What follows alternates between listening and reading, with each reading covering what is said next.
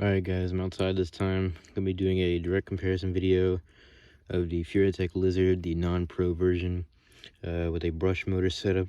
Currently I'm running all the stock ESC and receiver combo with an Injora brush motor, and I'm going to be keeping the brush motor in there and just changing out the ESC for now.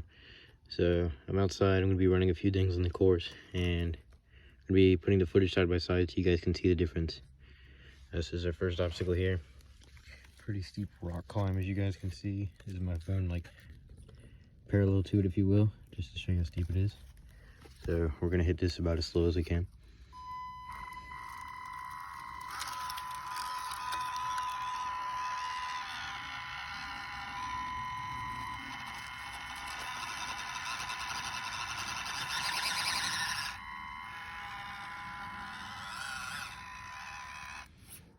Alright, and on to the next obstacle.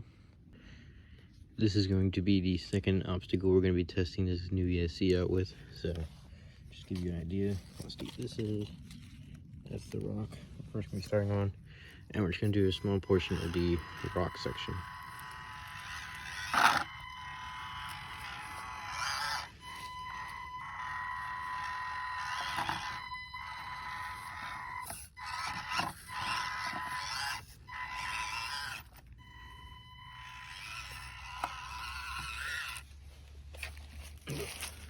Just gonna walk over to here. This little climb right here will be the last of what we're gonna do for this obstacle.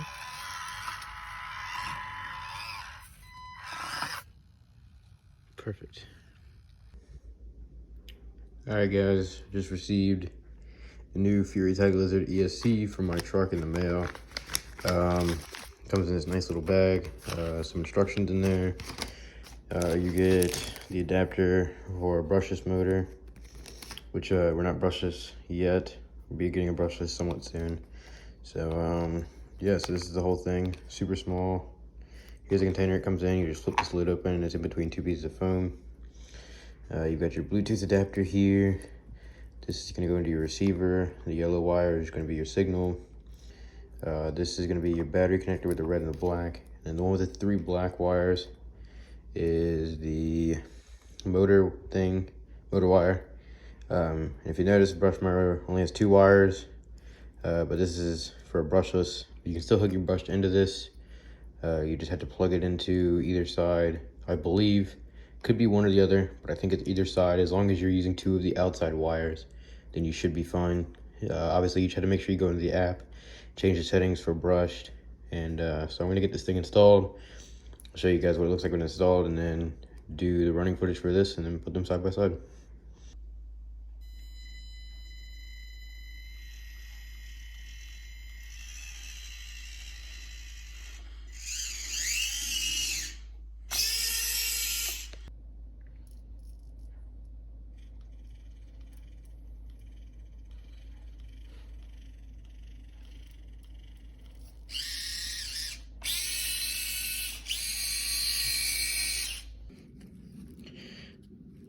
Okay guys, here's the setup. Got the ESC double side taped to the battery. Got my receiver double side taped to the slider right here. A lot of the wires are kind of loose. Probably gonna clean this up later. I'm running my FSGT5 remote. The only complaint I have about this thing, and it probably will be the only complaint I have as far as owning it, is this receiver wire is insanely short. You're talking about like an inch of wire, if that. So it really limited what I could do. I wanted to run it over here and have the ESC on one side and the receiver on another, but it's no big deal. Got it all mounted up, it all works. Got my settings not really dialed in, but good enough to run, and I've already tested it out inside and it's insanely better. So I'm get into some running footage here and show you guys what it can do. All right, same first obstacle as last time, pretty steep incline. So haven't changed the exponential throttle rate on the remote any. And I haven't touched the throttle curve on the ESC settings, and as you can see, even with the brushed motor, this thing is insanely slow. Probably even get it a little slower if I mess with the settings, and if I was using a little bit of finger control. I'm driving one-handed right now because I'm filming. But as you can see, with that slow creep, it allows this thing to get traction, pull itself right up that rock. So on to our next obstacle. All right, here the next obstacle. same obstacles as last time, obviously. And you can see the slow car really allows it to get some insane control. One of my favorite things about this ESC so far is that it used to be on the old ESC you'd have a ton of trigger pull before the thing would start moving. That's not the case anymore. As soon as I pull the trigger, it starts moving, and it's a lot smoother at the low end. As you can see, it's super smooth instead of being stuttery and glitchy like it would be before. So yeah, just goes right up. Overall, I would 100% recommend this product. I don't even have a brushless outrunner in it yet, and it's already insane. Haven't even messed with the settings really. I just set it to brush, changed a few basic things. Yeah, highly recommend. 65 bucks from Furitek, or you could go a little nicer and get the Lizard Pro, just the pro version of what I got, for 80. And that'll be it for this one. See you guys next time.